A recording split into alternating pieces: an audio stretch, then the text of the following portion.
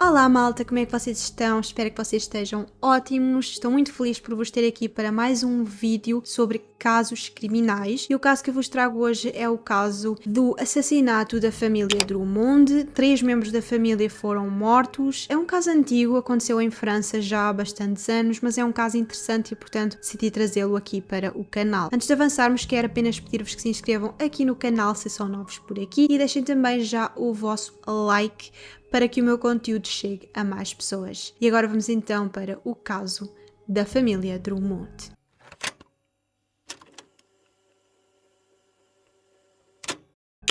A 5 de agosto de 1952, Gustave Dominici, de 33 anos, estava a fazer uma caminhada matinal quando se apercebeu da presença do corpo de uma criança numa ponte que cruzava o rio Durance, no sul de França.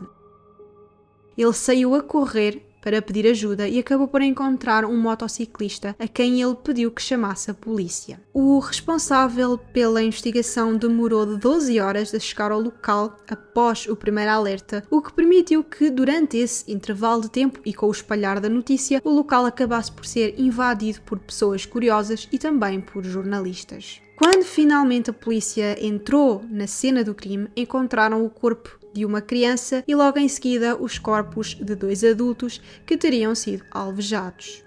A criança foi atingida com pancadas violentas na cabeça, aparentemente com um pedaço de madeira, já que ela ainda tinha um desses pedaços presos no crânio.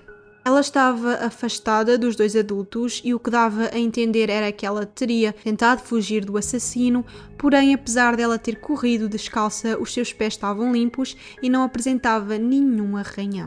As vítimas foram identificadas como sendo os Drummonds, uma família inglesa composta por Jack, Anne e Elizabeth, de 10 anos. O Jack era um cientista respeitado que deu aulas de bioquímica na Universidade de Londres antes da Segunda Guerra Mundial. Eles estariam de passagem pelo sul de França, onde foram assistir a uma tourada em Digue-les-Bains, e depois da tourada eles apanharam a estrada 96 que os levaria de novo ao hotel onde eles estavam hospedados. No local do crime foram encontrados os invólucros das balas junto aos corpos do Jack e da Anne. A arma do crime foi atirada ao rio e depois recuperada, porém não foi analisada, não perceberam se tinha impressões digitais, não fizeram nada dessas análises que deveriam ter sido feitas e a arma estava partida, faltava um pedaço de madeira, o mesmo que estaria cravado no crânio da Elizabeth. A Anne estava de pijama, foi alvejada 3 vezes no peito e ao seu lado estava um saco-cama, uma lamparina e um livro. O Jack também foi alvejado no peito e numa das mãos e a pequena Elizabeth, como eu já disse, foi atingida várias vezes na cabeça com um objeto pesado. E uma autópsia revelou que ela morreu 3 horas após os seus pais. Ela ainda não apresentava rigidez cadavérica. Próximo ao local do crime havia uma propriedade que pertencia a Gaston Dominici, um homem de 75 anos que vivia ali naquele local com a sua esposa Maria, com o seu filho Gustave, com Yvette, a esposa dele, e com o filho. A esposa de Gustave, Yvette Dominici, disse que por volta das 5 da manhã terá ouvido disparos e nessa altura o Gustave saiu de casa para ver o que é que estava a acontecer. Mas é neste exato momento que começam a surgir algumas incongruências, já que a Yvette garantiu que o Gustave saiu de casa para ver o que é que se estava a passar, mas o Gustave disse que saiu de casa para ver se não se tinha tratado de um deslizamento de terras e em momento algum ele mencionou aos investigadores disparos.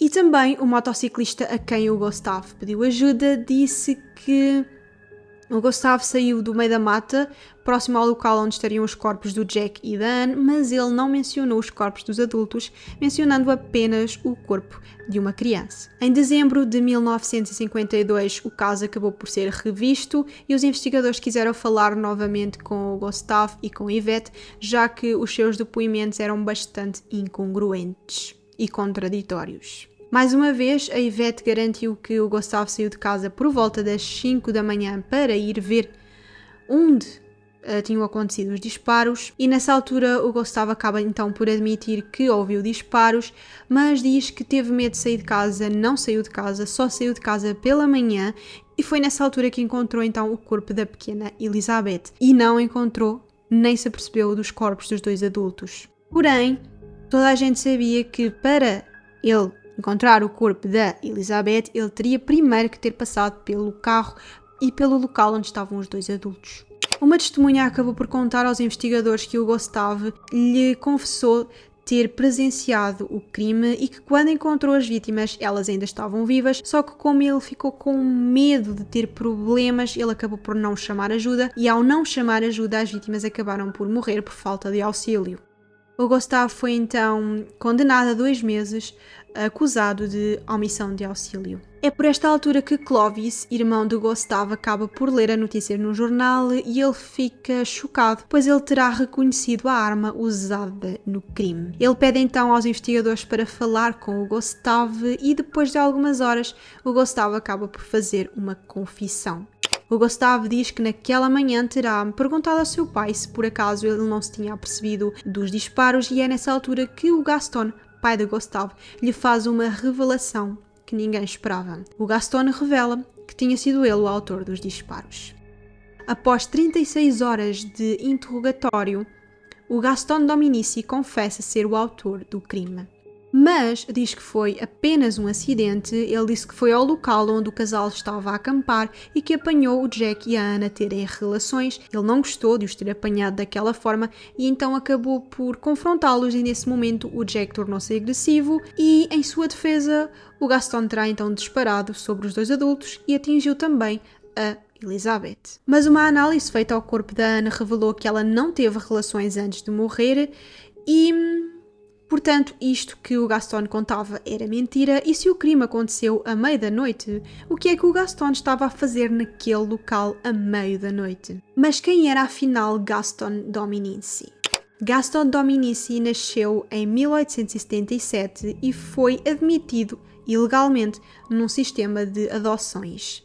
Ele acabou por se tornar um pastor apenas com o ensino fundamental. Ele casou com Maria em 1903 e tornou-se o patriarca da família, exercendo grande influência e grande poder sobre todos os membros da família, em especial sobre o filho Gustave.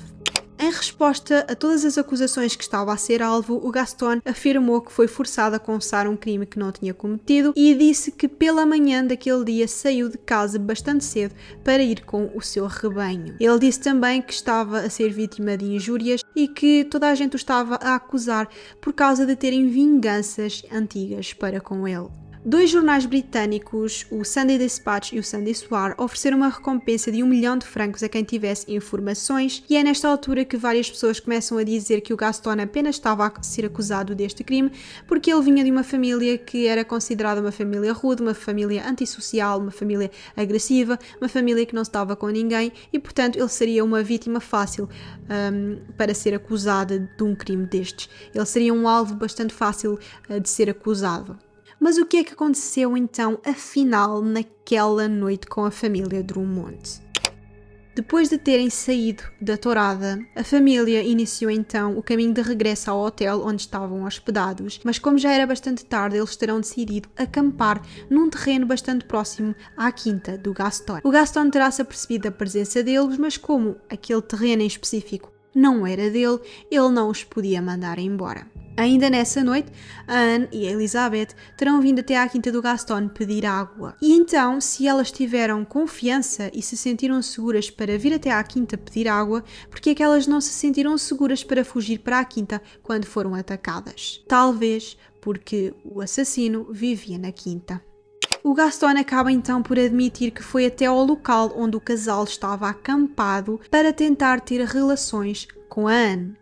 O Jack terá-se apercebido, reagiu com agressividade e então nessa altura o Gaston terá disparado sobre o Jack, sobre a Anne e terá também atingido a Elizabeth. Uma testemunha disse aos investigadores que passou pelo local do crime por volta das 7 da manhã e terá-se apercebido do corpo da Anne, só que pensou que ela estivesse a dormir. Essa testemunha disse que o corpo estava caído, próximo ao carro, mas quando a polícia chegou ao local, os corpos estariam numa posição diferente até porque isso pode-se comprovar com as fotografias tiradas pelos jornalistas. Como eu vos disse, os jornalistas invadiram a cena do crime antes da polícia chegar, portanto tinham fotografias dos corpos, e então, comparando também essas fotografias com o relato desta testemunha, era possível comprovar que realmente os corpos pareciam ter sido movidos de sítio, e então o Gustave, ao ser confrontado, acaba por admitir que, depois do pai lhe ter confessado o crime, ele foi até ao local para tentar esconder os corpos, mas quando ouviu o motociclista a aproximar-se, ele entrou em pânico e a única coisa que se lembrou de fazer foi fingir que tinha encontrado o corpo de uma criança. A 17 de novembro de 1954, o Gaston foi confrontado com todas as incongruências no caso, foi confrontado com tudo aquilo que era acusado e ele acabou então por ser considerado culpado e condenado à morte. O Gaston morreu a 4 de abril de 1965. Como eu disse no início, este é um caso bastante antigo, mas é um caso bastante emblemático em França. Foi um caso que chocou a nação, foi um caso que deu muito que falar na altura e, portanto, eu decidi trazer este caso aqui para o canal. Comentem o que é que vocês acharam sobre este caso, deixem nos comentários a vossa opinião, eu quero mesmo saber o que é que vocês acharam. Podem seguir-me nas minhas redes sociais, marlene.com0 lá no Instagram. Inscrevam-se no canal se são novos por aqui e é tudo. Aqui vos espero então para o próximo vídeo.